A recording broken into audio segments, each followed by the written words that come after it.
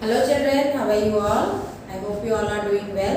So today, 5th class children, I will teach a new lesson in science. In the previous class, we had completed the first lesson about force, energy and simple machines. Now in this lesson, we will learn a new topic, and the name of the lesson is air and water. So let's learn more about air and water. As you all know that air is important for us.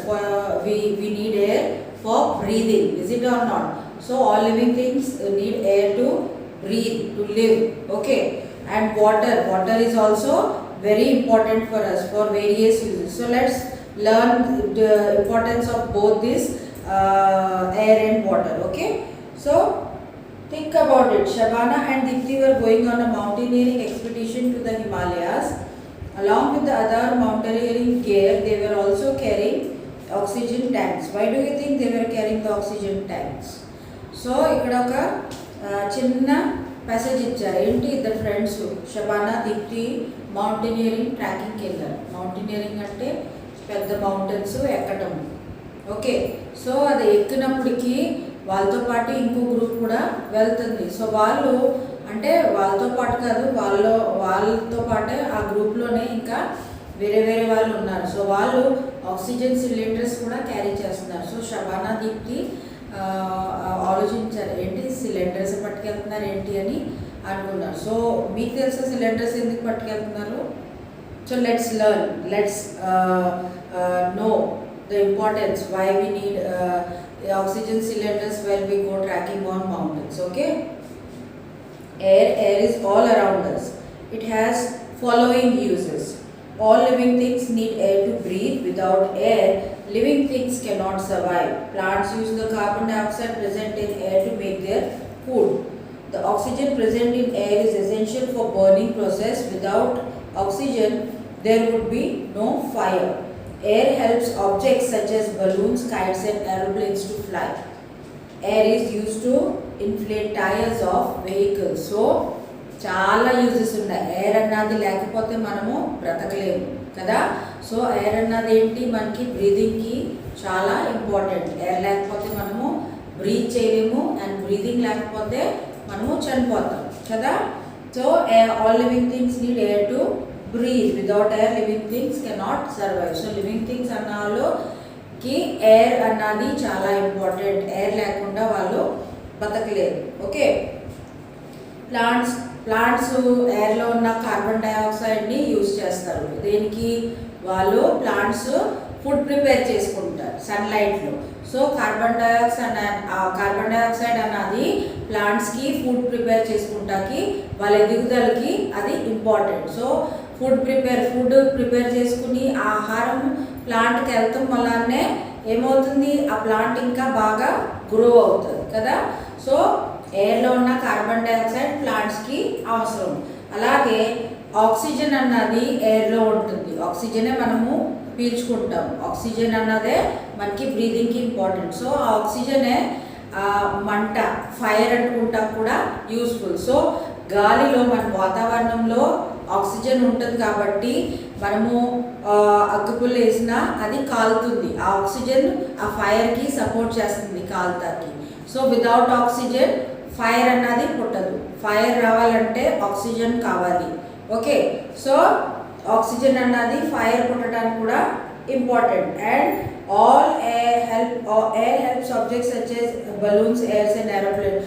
So ఈ balloons, kites, aeroplanes fly అవ్వాలంటే దానికి air బాగా important. And air అన్నది tyres ఉంటాయి కదా వెహికల్స్లో, కార్స్లో, motor సైకిల్స్లో ఉన్న టైర్స్లో గాలి నింపుతం వల్లనే అవి ఆ టైర్స్గా షేప్ వస్తుంది. అండ్ ఆ టైర్స్ వేరే వెహికల్స్లో యూజ్ అవుతాయి, ట్రావెల్ చేస్తారు, okay. Composition of air. So air uses చూసాము.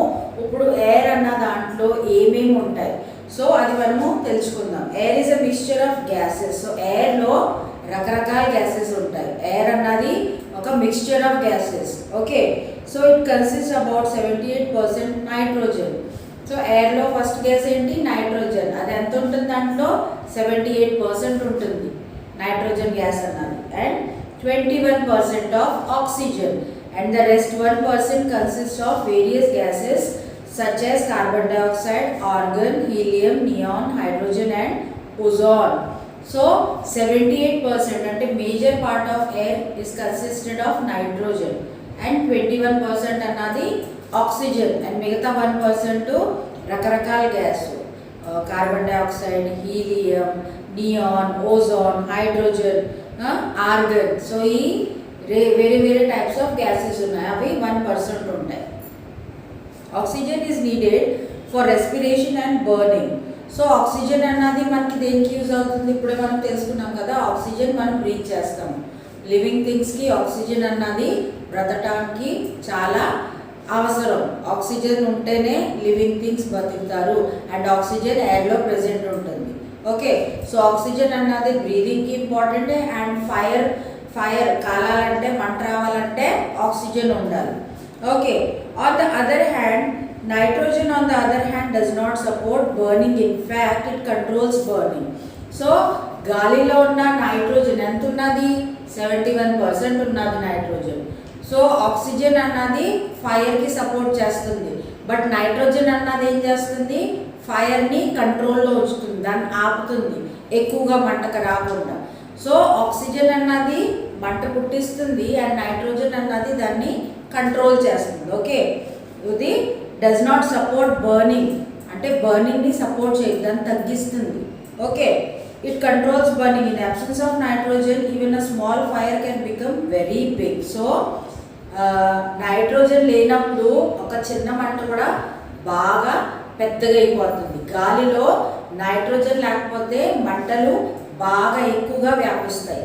ఓకే, ఆక్సిజన్ ఉంటుంది వల్ల. ఎందుకైతే ఆక్సిజన్ మంటల్ని సపోర్ట్ చేస్తుంది, అది ఇంకా బాగా కాలడానికి సపోర్ట్ చేస్తుంది ఆక్సిజన్ అన్నది. సో గాలిలో ఉన్న నైట్రోజన్ దాన్ని కంట్రోల్లో, దాన్ని తగ్గిస్తుంది. ఓకేనా, ఒకేలా గాలిలో నైట్రోజన్ అన్నది తగ్గితే మంటలు బాగా ఎక్కువైపోతాయి. Okay, nitrogen is also used by plants to make food. So nitrogen అన్నది ఎలాగైతే కార్బన్ డైఆక్సైడ్ ప్లాంట్స్ యూజ్ చేస్తారు, నైట్రోజన్ని కూడా ప్లాంట్స్ యూజ్ చేసుకుంటారు, వాళ్ళ ఫుడ్ ప్రిపేర్ చేసుకుంటారు. Besides gases, air also contains water vapour. So ఈ గ్యాసెస్ కాకుండా గాలిలో ఇంకేముంటుంది, వాటర్ వేపర్ అంటే ఆవిరి. వాటర్ వేపర్ అంటే ఆవిరి. అండ్ డస్ట్, డస్ట్ అంటే మామూలు చెత్త, డస్ట్ ఉంటుంది కదా, మట్టి, అది దుమ్ము. పోలన్ అండ్ బ్యాక్టీరియా. బ్యాక్టీరియా అంటే ఇప్పుడు ఈ కరోనా వైరస్ ఇవన్నీ ఉన్నాయి కదా, ఇలాంటి బ్యాక్టీరియాస్ వైరసెస్ని పుట్టించే బ్యాక్టీరియా ఉంటాయి, రకరకాల బ్యాక్టీరియాస్ ఉంటాయి గాలిలో. Okay, the water vapour in air is source of rain and snow. So గాలిలో ఉన్న వాటర్ వేపర్ ఏం చేస్తుంది, రెయిన్ కురిపిస్తుంది అండ్ స్నో కూడా కురిపిస్తుంది. సో రెయిన్ అన్నది వాటర్ వేపర్కి ఒక ఫామ్. ఓకేనా, సో వాటర్ వేపర్ ఏంటి, ఆవిరి. సో ఆవిరి ఏమవుతుంది, చల్లగా అయినప్పుడు అది వర్షంగా కురుస్తుంది. అండ్ అది కండెన్స్ అయినప్పుడు, బాగా చల్లగా అయిపోతే అది మంచుగా కురుస్తుంది. ఓకేనా, అట్మాస్ఫియర్. నా we learn about the atmosphere. So atmosphere అంటే మన వాతావరణం. ఓకేనా, అట్మాస్ఫియర్ అంటే మన వాతావరణం. Earth is surrounded by a blanket of air called its atmosphere. So మన అర్త్ అన్నది దాని చుట్టూ ఒక బ్లాంకెట్ లాంటిది ఉంటుంది, ఒక దుప్పటి లాంటిది ఉంటుంది, దాన్ని ఏమంటారు, అట్మాస్ఫియర్ అంటారు. It is held by earth's gravity and creates the right conditions for life to form and survive. So ఈ అట్మాస్ఫియర్ అన్నది అర్త్ దగ్గర ఎలా ఉంటుందంటే, అర్త్తో ఇంత క్లోజ్గా ఎలా ఉంటుందంటే, అర్త్కున్న గ్రావిటేషనల్ ఫోర్స్ ఉంటుంది కదా, గురుత్వాకర్షణ అర్త్కి, దాన్ని బట్టి ఆ అట్మాస్ఫియర్ అన్నది అర్త్ దగ్గరలో ఉంటుంది. ఓకే, సో ఈ అట్మాస్ఫియర్ సూటబుల్ కండిషన్స్, మనకి జీవితానికి సూటబుల్ కండిషన్స్ ఫామ్ చేస్తాయి. అంటే మనుషులకి, ప్లాంట్స్కి, యానిమల్స్కి ఎటువంటి కండిషన్స్ ఉండాలి, వాళ్ళు గ్రో అవ్వాలంటే, వాళ్ళు బతకాలంటే అటువంటి కండిషన్స్ ఈ అట్మాస్ఫియర్ వల్ల మనకి క్రియేట్ అవుతాయి. The atmosphere also provides the following benefits. It protects us from becoming too hot by stopping a large part of the sun's heat from reaching Earth's surface. So ఈ atmosphere అన్నది మనకి చాలా విధాలుగా help చేస్తుంది. ఎలాగంటే ఇప్పుడు atmosphere అన్నది ఒక పొర లాంటిది అర్త్ పైన, అండ్ సన్ అలా దూరంగా ఉంటుంది. ఓకేనా, అర్త్ దగ్గరగా ఉండదు, సన్ దూరంగానే ఉంటుంది. సో ఈ సన్ రేజ్ డైరెక్ట్గా అర్త్ మీద పడతాయి. సో ఈ డైరెక్ట్గా మన మీద పడకుండా ఈ అట్మాస్ఫియర్ ఏం చేస్తుంది, ఆ సన్ రేజ్ని స్టాప్ చేస్తుంది మన అర్త్ మీద పడకుండా. ఓకే, సో ఈ స్టాప్ చేయడం వల్ల ఏమవుతుందంటే మనకి అతి వేడి, ఆ వేడి అన్నది చాలా తగ్గుతుంది అట్మాస్ఫియర్ వల్ల. అట్మాస్ఫియర్ ఉండటం వల్ల ఆ సన్ రైజ్ డైరెక్ట్గా మన మీద అర్త్ మీద పట్టలేదు, అట్మాస్ఫియర్ దాన్ని స్టాప్ చేస్తుంది. సో కొద్ది గొప్ప మనకి వేడి తగులుతుంది. డైరెక్ట్ హీట్ తగిలింది అనుకోండి మనము కాలిపోతాం, ఆ వేడిని తట్టుకోలేము, కాలిపోము, కానీ ఆ వేడి బాగా ఎక్కువైపోతుంది. సో ఆ వేడిని మనం తట్టుకోలేము, ఆ వేడిని ఈ అట్మాస్ఫియర్ అన్నది స్టాప్ చేస్తుంది.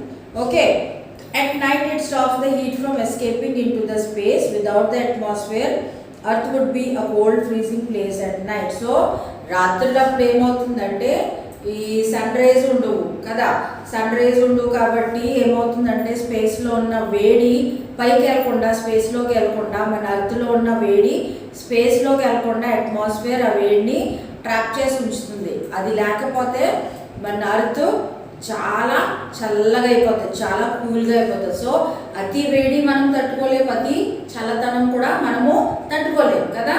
మోడరేట్గా ఉంటే మనకి బాగుంటుంది, అవునా.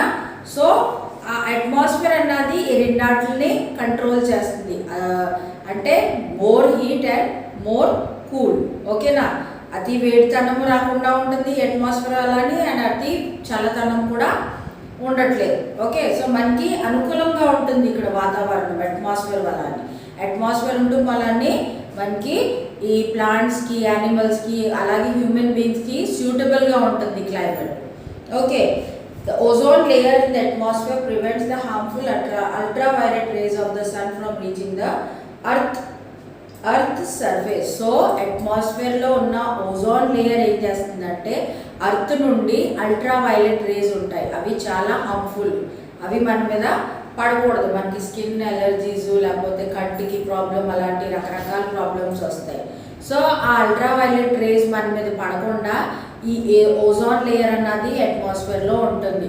సో ఆ అల్ట్రావైలెట్ రేస్ని అర్త్ మీద పడకుండా ఈ ఓజోన్ లేయర్ అన్నది స్టాప్ చేస్తుంది. Okay, so let's learn the various layers of the atmosphere. So atmospheres లో వేరే లేయర్స్ ఉన్నాయి. ఎన్ని లేయర్స్ ఉన్నాయి? 5 లేయర్స్ ఉన్నాయి. అట్మాస్ఫియర్ అన్నది 5 లేయర్స్ తోటి చేయబడి ఉన్నది. ఓకేనా, so Earth's atmosphere is divided into 5 layers. The air thins out as we move up the atmosphere. Okay, so Earth atmosphere 5 layers లో డివైడ్ అయ్యి ఉన్నది. ఓకేనా, so the air thins out as we move up the నెమ్మదిగా air అన్నది తగ్గుతుంది పైకి వెళ్ళినప్పుడు, layers by layer పైకి వెళ్ళినప్పుడు. ఓకే, సో ఫస్ట్ లేయర్ అంటే troposphere. First layer is troposphere. So it is the first layer above the earth surface. The wind and the most clouds exist in this area. So మన earth పైన first layer ఏంటి? అట్మాస్ఫియర్లో first layer ఏంటి? Troposphere. So ఈ లేయర్లో ఏముంటుంది?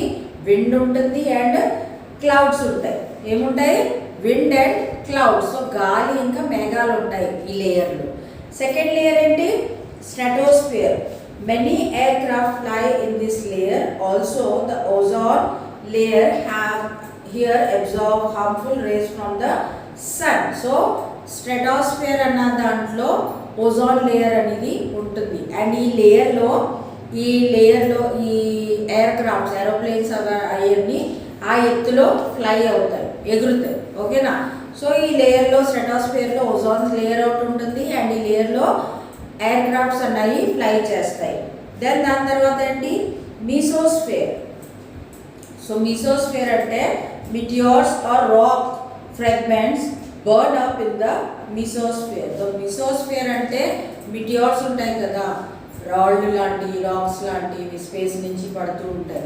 So ఆ మీసోస్ఫియర్ లేయర్లో ఏమవుతాయంటే ఈ మిటియోర్స్ అన్నవి కాలిపోతూ ఉంటాయి. ఓకే, సో అవి అర్త్ దగ్గరికి రావు. సో మీసోస్ఫియర్ అన్న లేయరు అర్త్ని మిటియోర్స్ తోటి మిటియార్స్ మీద పడకుండా అర్త్ మీద అది కాపాడుతుంది ఈ లేయర్ అన్నది. ఓకే, ఆటోమేటిక్గా మిటియార్స్ ఈ లేయర్లో వచ్చినప్పటికీ కాలిపోతూ ఉంటాయి. ఓకే, సో అర్త్ తోటి ఏదైనా మిటియార్స్ క్లాష్ అయింది అనుకోండి, కొట్టుకుంది అనుకోండి, అది మనకి చాలా ప్రమాదం అవుతుంది. ఓకే, సో ఈ లేయర్ అన్నది అర్త్ని ఆ మిటియార్స్ నుంచి కాపాడుతుంది. And the fourth, thermosphere. The space shuttles orbit in the thermosphere. So ఇది ఫోర్త్ లేయర్. ఫోర్త్ లేయర్ అంటే చాలా పైకి ఆకాశంలో స్పేస్లో. సో ఈ లేయర్లో ఏమవుతున్నాయి అంటే స్పేస్ షటిల్స్ అవి ఉంటాయి కదా, రాకెట్స్ అవి పంపిస్తూ ఉంటారు స్పేస్లో, ఆస్ట్రోనాట్స్ వెళ్తారు ఆకాశంలో. సో ఇవన్నీ ఆ స్పేస్లో అట్మాస్ఫియర్ లేయర్లో, థర్మోస్ఫియర్లో ఆ లేయర్లో ఎగురుతాయి స్పేస్ షటిల్స్ అన్నవి. And the last layer exosphere. Exosphere is the uppermost limit of our atmosphere. It has very thin layer. So ఇది లాస్ట్ లేయర్, అట్మాస్ఫియర్ లో ఉన్నది లాస్ట్ లేయర్ ఎక్సోస్ఫియర్. సో ఇది చాలా లాస్ట్ లేయర్ అండ్ ఇక్కడ గాలి అన్నది బాగా తగ్గిపోతుంది. ఓకే, సో అర్త్ దగ్గరున్న లేయర్ ఏంటి? First layer troposphere, then comes stratosphere, mesosphere, thermosphere and exosphere, right? Okay, so here in the textbook they have given a picture also to understand it. Okay,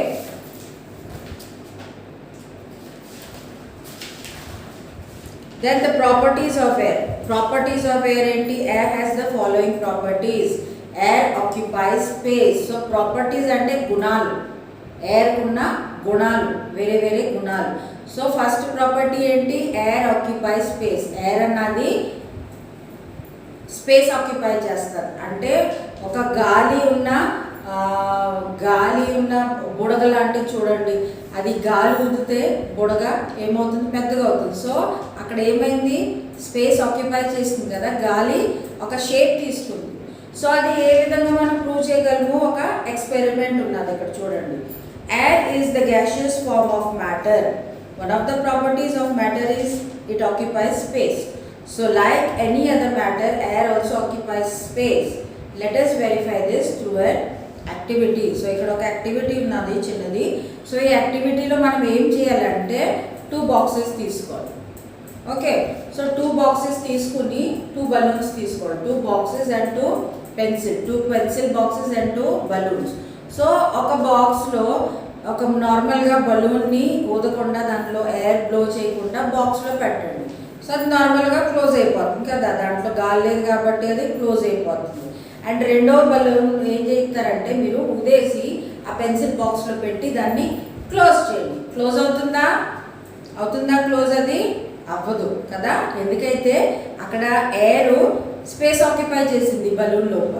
so ఆ space occupy చేస్తాం వల్ల ఆ బాక్స్లో అది సరిపోవట్లేదు. So దీన్ని బట్టి మనం ఏం ప్రూవ్ చేయగలమంటే ఎయిర్ స్పేస్ అన్నది ఆక్యుపై చేస్తుంది. ఎయిర్ ఒక స్పెసిఫిక్ స్పేస్ తీసుకుంటుంది. Okay, so air has mass. Second property ఏంటి? Air has mass. Another property, mass అంటే ఏంటి? వెయిట్ లాంటిది, దానికి వెయిట్ ఉంటుంది, ఎయిర్కి వెయిట్ అన్నది ఉంటుంది. Another property of matter is that it has mass. So air should also have mass. Let us demonstrate this through an activity. So air has mass అన్నది కూడా ఇంకొక యాక్టివిటీ తోటి మనము ప్రూవ్ చేయగలం. ఎలా అంటే aim to show that air has mass. Things required a ruler, 2 balloons and 3 threads of equal length. So ఈ activity చేద్దాం. మనకి 2 balloons కావాలి, ఒక రూలర్ కావాలి అండ్ 3 threads కావాలి సేమ్ లెంత్. ఓకే, సో ఏం చేస్తారంటే hang the ruler from the middle using a thread. So ఒక రూలర్ తీసుకుని దానికి రూలర్ మధ్యని ఒక థాడ్ కట్టండి. ఓకే, ఇలా పట్టుకోండి థాడ్ రూలర్ తోటి. ఓకే, సో థాడ్ కట్టుకున్నాక ఏం చేస్తారంటే సెంటర్లో థాడ్ కట్టారు కదా, ఇప్పుడు ఏం చేస్తారంటే ఈ పక్క ఒక బలూను ఊదేసి అండ్ ఈ పక్క ఒక బలూన్ 2 ఎండ్స్లో రూలర్ ఎండ్స్కి కట్టేసిన తర్వాత ఏం చేస్తారంటే you will notice that the sides of the ruler are perfectly balanced. So అది పర్ఫెక్ట్గా బ్యాలెన్స్డ్గా ఉంటుంది. ఎందుకైతే ఈ పక్క కూడా బలూన్ ఉన్నది, గాలి ఊదింది, ఈ పక్క కూడా ఒక బలూన్ ఉన్నది. సో సేమ్ వెయిట్స్ ఉన్నాయి కాబట్టి అది లెవెల్గా స్ట్రైట్గా ఉంటుంది రూరల్ అన్నది. సో అప్పుడు ఏమవుతుందంటే నా puncture one of the balloons, what do you observe? So ఒక బలూన్ పగలగొట్టండి, అప్పుడు ఏమవుతుంది? Observation, the side of the ruler with puncture balloon will go down. So ఏమవుతుంది? మనం పగలగొట్టేసిన బలూన్ వైపు ఏమవుతుంది? స్కేలు కిందకి వెళ్ళిపోతుంది కదా. So this indicates that the balloon filled with air has more mass than the punctured balloon that has no air. So the side of the rural with punctured balloon will go up. So punctured balloon అన్నది మనం ఎక్కడైతే ఏ వైపు అయితే balloon పగలగొట్టేసామో అటువైపు ఏమవుతుంది? ఆ scale పైకి ఎత్తేస్తుంది కదా. అండ్ ఇక్కడ వెయిట్ ఉన్నది, బలూన్ ఉన్నది, గాలి ఉన్న బలూన్కి వెయిట్ ఉంటుంది కొద్దో గొప్ప. సో అదేమవుతుంది? అది కిందికి వెళ్తుంది. సో దాన్ని బట్టి మనకి ఏం తెలుస్తుందంటే గాలిలో వెయిట్ కూడా ఉంటుంది. గాలి ప్లేస్ ఆక్యుపై చేస్తుంది, అలాగే గాలి అన్నది వెయిట్ కూడా ఉంటుంది. ఓకే, సో ఈ టాపిక్స్ మీకు అర్థమయ్యాయని నేను అనుకుంటున్నాను. Then in our next class will complete this lesson. Okay, so go through this lesson once again, read the experiments and try to do the two activities in this topic which we have learned today. Okay children, if you don't understand, take help from your parents or call me. Thank you.